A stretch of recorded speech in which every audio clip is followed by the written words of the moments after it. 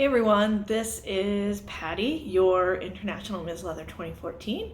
And I can't believe it, but it was just about 6 years ago around this time that I was filling out my own application to run for the International Ms. Leather contest. So I've been asked to, answer a couple questions about what it's like. So I thought I'd read those out and give you some quick answers. Okay, so the first question is, what was my favorite memory about that IMs Boot Black before the win?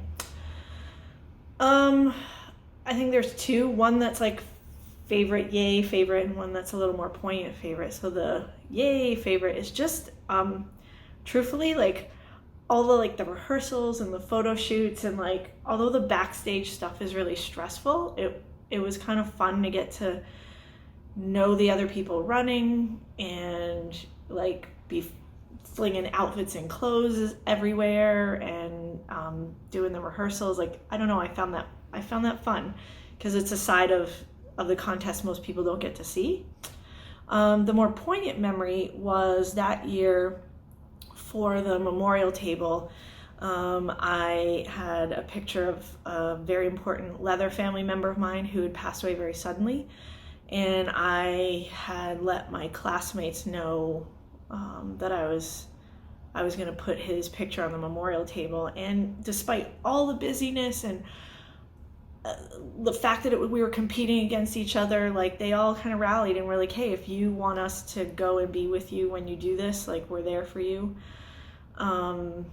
Which I ended up deciding to go alone, but I was grateful that my classmates saw kind of what was actually important. So those are my two memories. The next question, what was the best part of being IMsL? I know this is going to be cliche, but honestly, the best part is the people, like getting to go to communities, getting the privilege and the honor of going into communities, getting to talk to people, see how other places and people do kink, do leather. I know that's cliche, but it's the truth. Next question, what was the worst part of being IMsL? The exhaustion. It's an exhausting pace, but absolutely exhilarating. But it requires you to balance, home, work, travel, and it's absolutely doable because I'm someone who tried very hard to balance things, and I worked a full and 2 part-time jobs for a while through the whole thing. So the exhaustion and a little bit, well, not a little bit, also the loss of privacy. It's, you're out there, you're out front, so there's that part of it. Let's see, and the last question, what is my advice to those running? Number one, do it. do it. Which I guess ties into number two, which is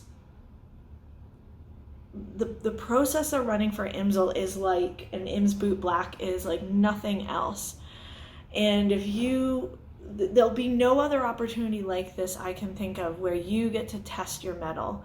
There's something about the intensity of this experience where it really forces you to have to think about who you are and really crystallize who you are as a leather person in a way that I don't know as you could do it outside of this kind of a context.